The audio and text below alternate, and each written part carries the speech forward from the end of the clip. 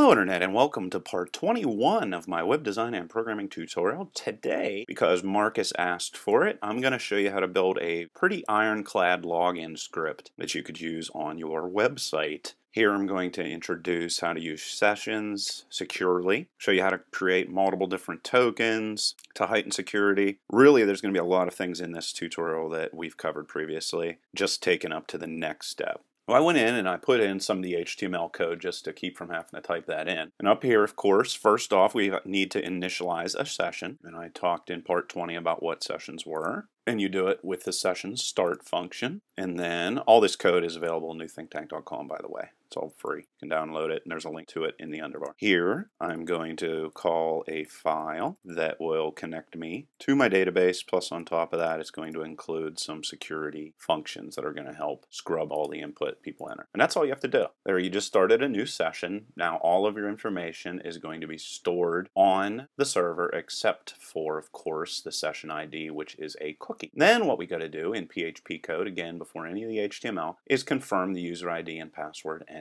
are valid. And here we're going to do that using regular expressions. So again, if is set post submitted. Here I'm just checking to make sure that this value submitted has a value, which the only way that's going to occur is if the user submitted information on a form.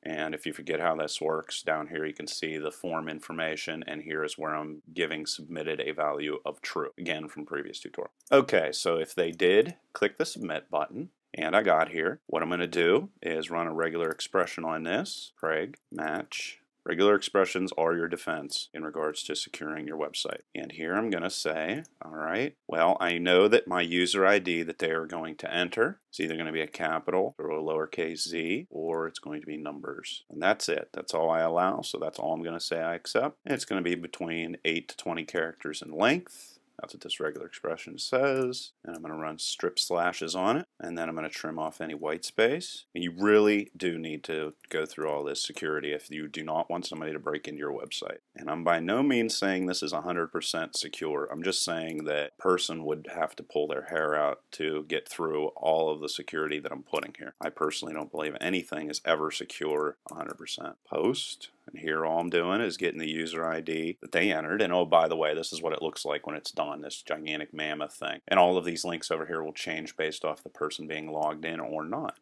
So what this is it's just checking the input that is put into that little box right there. And it's checking that it is valid. Close that off. Else, I'm going to set the value for the user ID equal to false. And then I'm going to echo to screen that they entered the information incorrectly.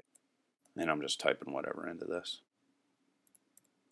Okay, so now I know that the user ID entered is going to be valid. So now what I need to do is actually do almost the exact same thing to the password. So I'm actually going to copy this code, copy, paste. Don't need this part. And then all I'm going to do here is change this from user ID to password, or pass as I call it, because I have the user ID and the password are both constrained with the same regular expression. I want them to be equally complicated. And then on top of that, I'm going to throw in my CAPTCHA system. And remember from last time, I just copied and pasted that because I got all that information from Google. And I'm going to do that again here to save me time.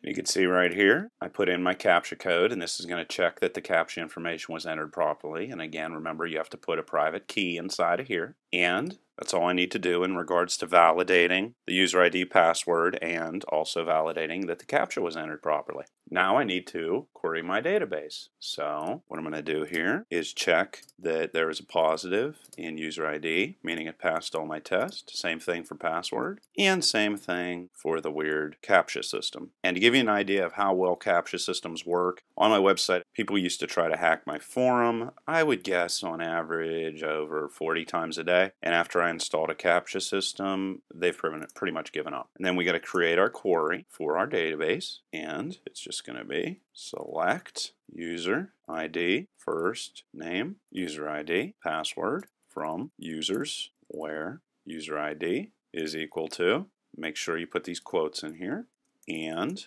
password is equal to SHA, which is for encryption, right like that. So that's the query I'm going to be issuing. And then into result, I'm going to put the results of this query or trigger error. And of course, you could put a more friendly response.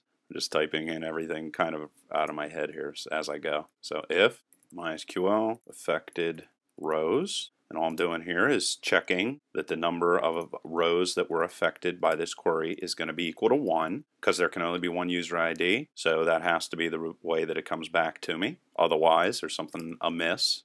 And if that is so, I'm going to get the query results and assign them to the array named row, right like that. And this function just frees up memory if I perform a large query, but I just always use it just in case I need it. And then what I'm going to do is assign to the session called first name the value that was shot back and is stored in the 1 position from the query. First name, 0, 1. So that's where that comes from. All this information will be stored on the server. I'm just going to copy that and put user ID in here. And the user ID comes from where? The second position, 2, 0, 1, 2. So that's where the user ID comes from. So I'm going to assign that to session information. And here, I'm going to add a second layer of protection, because every single time a person logs in, I'm going to force them to create another random token. It's going to be a random number between those two guys I just plugged in there.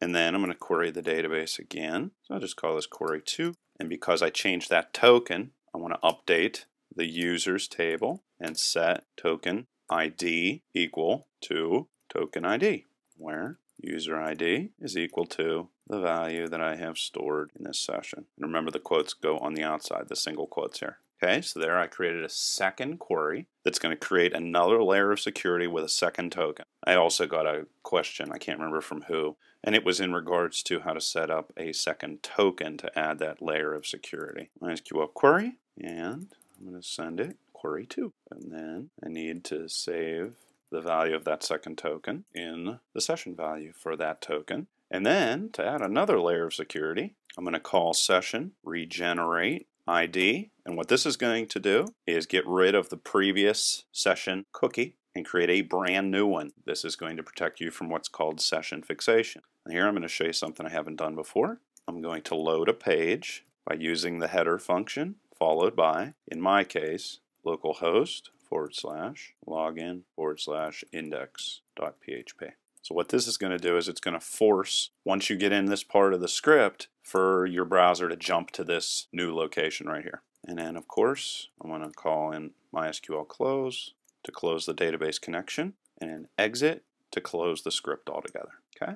There's a ton of stuff right there. And then I need to just close off everything else. So, else, no match would have been made in this circumstance. So I'm going to echo to screen, and I'm actually going to scroll up and grab this guy instead. That's a little bit nicer. And paste that in there. Okay, so that's going to report that they entered the information incorrectly. MySQL, close, because it didn't get to this previously. Close database, close the script. And you definitely want to close the script every single time, otherwise it'll continue to run in the background.